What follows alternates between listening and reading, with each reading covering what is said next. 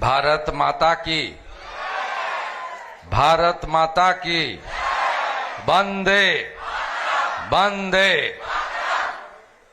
সমবেত প্রিয় ছাত্রছাত্রীবৃন্দ, শিক্ষাকর্মী, শিক্ষক, শিক্ষিকা এবং বিদ্যানুরাগী ভদ্রমণ্ডলী, প্রাক্তন আচার্যগণ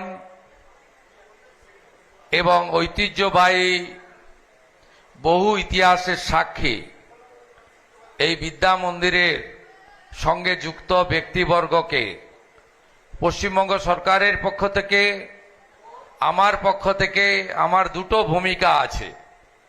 একটি মুখ্যমন্ত্রীর ভূমিকা, আর একটি ভবানীপুর বিধানসভার বিধায়কের ভূমিকা। যে বিধানসভার অন্তর্গত এই বিদ্যা মন্দির, আমি সকলকে প্রথম বয়স অনুযায়ী প্রণাম, শ্রদ্ধা, শুভেচ্ছা, অভিনন্দন এবং ধন্যবাদ জ্ঞাপন করছি। আমি প্রথমেই মাননীয় রাজাবাবুকে, যিনি এই বিদ্যা মন্দিরের প্রধান শিক্ষক, ধন্যবাদ জানাবো। আজকের একটি পবিত্র এবং ঐতিহাসিক দিনে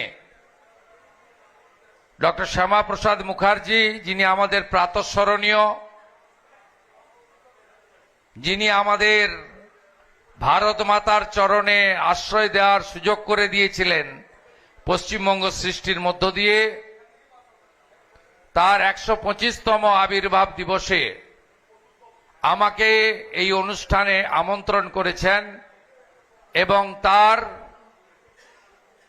এই বিদ্যালয়ের সঙ্গে যে স্মৃতি যুক্ত ছিল সেটা মহাদর্শন করার সুযোগ করে দিয়েছেন। আমি তাকে বিশেষভাবে ধন্যবাদ জানাবো। মঞ্চে মাননীয় শিল্পমন্ত্রী রয়েছেন, বর্ষিয়ান রাষ্ট্রবাদী জনপ্রতিনিধি তাপস রায়, মাননীয় পৌর নগর উন্নয়ন মন্ত্রী রয়েছেন শ্রীমতী অগ্নিমিত্রা পাল, মাননীয় বিদ্যালয় শিক্ষামন্ত্রী রয়েছেন কৃতি প্রধান শিক্ষক সম্মানীয় দীপক বর্মন, মাননীয় উচ্চ শিক্ষামন্ত্রী রয়েছেন অত্যন্ত তরুণ একজন, পশ্চিমবঙ্গ নির্বাণে যিনি নেতৃত্ব দিচ্ছেন আমার সাথে, জগন্নাথ চট্টোপাধ্যায়,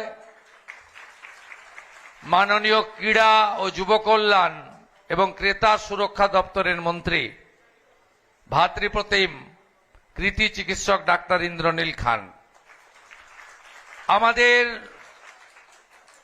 শিক্ষা দপ্তরের প্রধান সচিব তথা অতিরিক্ত মুখ্য সচিব পদমর্যাদার অফিসার বিনোদ কুমারজি রয়েছেন, তথ্য সাংস্কৃতিক দপ্তরের প্রধান সচিব, যার ব্যবস্থাপনায় আজ সারাদিন ব্যাপী কর্মসূচি, ডক্টর সৌমিত্র মোহন রয়েছেন,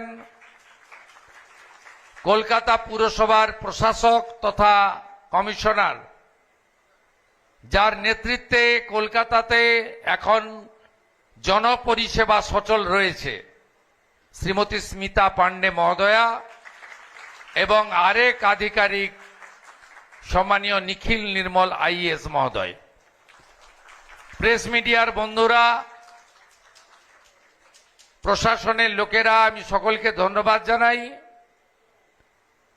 আমি বেশি কথা বলবো না, কারণ আজকে সকাল থেকে অনেক প্রোগ্রাম চলছে, আরো অনেকগুলি কর্মসূচি দ্বিতীয়ার্ধে রয়েছে।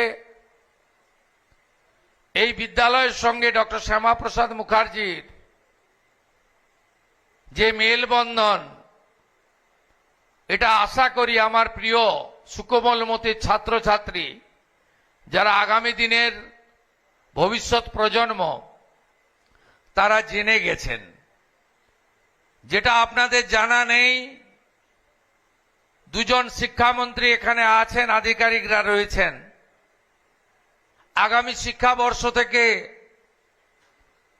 পশ্চিমবাংলার পাঠ্যপুস্তকে ডক্টর শ্যামাপ্রসাদ মুখার্জির পশ্চিমবঙ্গ সৃষ্টি, রাষ্ট্রপ্রেম,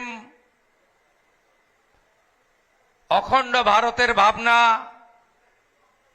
বিশেষ করে আমাদের এই পশ্চিমবঙ্গ ভূমিকে ভারত মাতার চরণে আশ্রয় নেওয়ার যে সুযোগ করে দিয়েছিলেন, তার আইনসভার বক্তৃতা, পরবর্তীকালে ভারত সরকারের শিল্পমন্ত্রী সহ একাধিক মন্ত্রী হিসেবে তার যে যোগদান স্বাধীনোত্তর ভারতবর্ষে রাষ্ট্র পুনর্গঠনে এবং কলকাতা বিশ্ববিদ্যালয়ে শিক্ষার প্রসারে তার যে যোগদান অবদান ইত্যাদি আমাদের বর্তমান এবং আগামী প্রজন্মকে বিদ্যালয়ের সিলেবাস ব্যবস্থা থেকে ইউনিভার্সিটি পর্যন্ত মুদ্রিত, পঠিত এবং চর্চিত এই তিনটি বিষয় হওয়া উচিত বলে আমি মনে করি। এই বিদ্যালয়ের প্রাক্তনী হিসাবে ডক্টর শ্যামাপ্রসাদ মুখার্জি 1906 থেকে 1917 তার ইতিহাস প্রধান শিক্ষক তার স্বল্প সময়ের বক্তৃতায় উল্লেখ করেছেন। সঞ্চালক মহোদয়, মাননীয় সহশিক্ষক,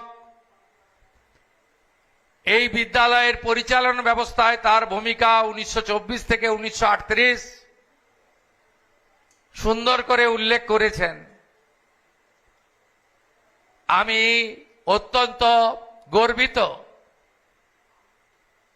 যে এই বিদ্যালয়ের ঐতিহ্য, পরম্পরা, পরিকাঠামো, শ্রীবৃদ্ধি সবকিছুই আগামী দিনে আরো এগিয়ে নিয়ে যাওয়ার গুরু দায়িত্ব ভবানীপুর বিধানসভার বিধায়ক হিসেবে বা রাজ্যের মুখ্যমন্ত্রী হিসেবে আমার উপরে অর্পিত হয়েছে।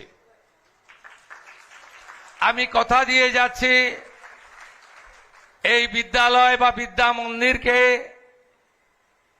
আমরা এই 125 বর্ষে এমন ভাবে রক্ষিত, তাকে সাজাবো, পুনর্গঠন করব, তার রিনোভেশন করব। জায়গার পরিসর খুব অল্প, কারণ কলকাতা, তাও আবার এইরকম এলাকা, এখানে জায়গা আপনি গ্রামীণ এলাকায় বা পুরনো বিদ্যালয়গুলো যেভাবে বড় খেলার মাঠ, যেভাবে প্রার্থনা কক্ষ, ছাত্রাবাস, সে সুযোগ এখানে নেই, কারণ বিদ্যালয়ের জমির পরিমাণ নির্দিষ্ট এবং সীমিত। তার মধ্যেও ডক্টর শ্যামাপ্রসাদ মুখার্জির যা যা স্মৃতিচিহ্ন আছে, আর 125 বছরে এই বিদ্যালয়কে আরো কিভাবে, আমি যখন বিদ্যালয়ে আমার প্রতিনিধিদের পাঠিয়েছিলাম, তারা নতুন উন্নয়নের কথা বলেনি, তারা বলেছেন অর্থের অভাবে, নিজস্ব তহবিলের অভাবে, বিগত দিনে যারা ছিলেন দায়িত্বে, সাংসদ, বিধায়ক, তাদের করুণা দৃষ্টির অভাবে তারা কিছুই করতে পারেননি। আমার কাছে সামান্য অনুরোধ করেছিলেন, রিনোভেশন করে দিন, এই বিদ্যালয়টাকে আমরা রক্ষা করতে চাই এবং তার যে নির্মাণ অবয়ব আছে তার পরিবর্তন না করে আমি এখানে বিদ্যালয় শিক্ষামন্ত্রীকে অনুরোধ করেছি পিএম শ্রীতে যাতে এটি অন্তর্ভুক্ত হয়। আমি স্কুল এডুকেশন দপ্তরের প্রিন্সিপাল সেক্রেটারিকে বলেছি, অটলজির নামাঙ্কিত যে স্কিম ভারত সরকারের রয়েছে সেই স্কিমে এই বিদ্যালয়কে যুক্ত করা যাতে যায়।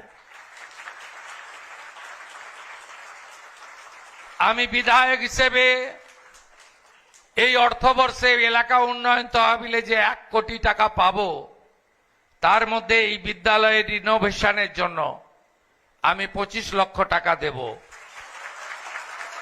কলকাতা মিউনিসিপ্যাল কর্পোরেশনের কমিশনার মহোদয়া, তিনি আমার নোডাল কাজ করেন এখানে, এমপিএমএল এর কাজ, তার কাছে আগস্ট মাসেই পৌঁছে যাবে। তার আগে কমিশনার মহোদয়া ইঞ্জিনিয়ার পাঠাবেন এবং ইঞ্জিনিয়ার মহোদয় যা যা আপনাদের প্রয়োজন আছে এই ছোট্ট টাকাতে কি করা যায় করবেন।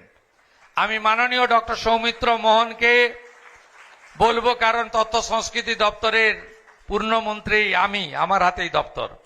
এই বর্ষে আমরা 200 কোটি টাকা খরচ করছি।